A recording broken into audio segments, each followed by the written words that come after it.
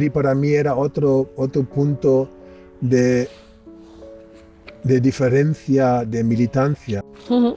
como Eureka. Eureka es un espacio de creación.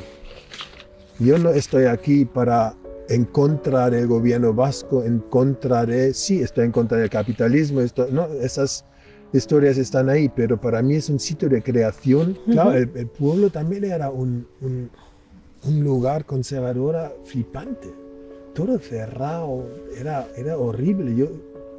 Claro, yo como ejemplo ju- jugaba al fútbol. Ujú. Jugaba al fútbol hasta mis 15 años, ¿ves? Nací con 15 años. Y claro, empezaba a crecer mi pelo, Mm. no me pasaban la pelota. Y había policías de Belsas, pero tú estabas dentro, no podías ni salir. En los dos lados con armamento de las bolas, no, las bolas todavía no había, no sé qué, pero con casco y todo, y estabas dentro. Ujú. Debo reconocer, caí también en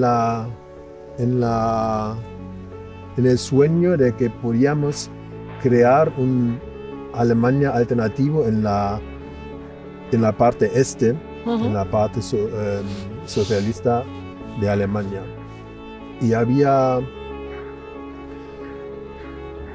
asambleas, reuniones, a mogollón de diferentes niveles, gigantescas con 500 personas, pequeñas con 30, una cosa. Todos los días podías ir y debatir y hablar y se tocaba todos los temas.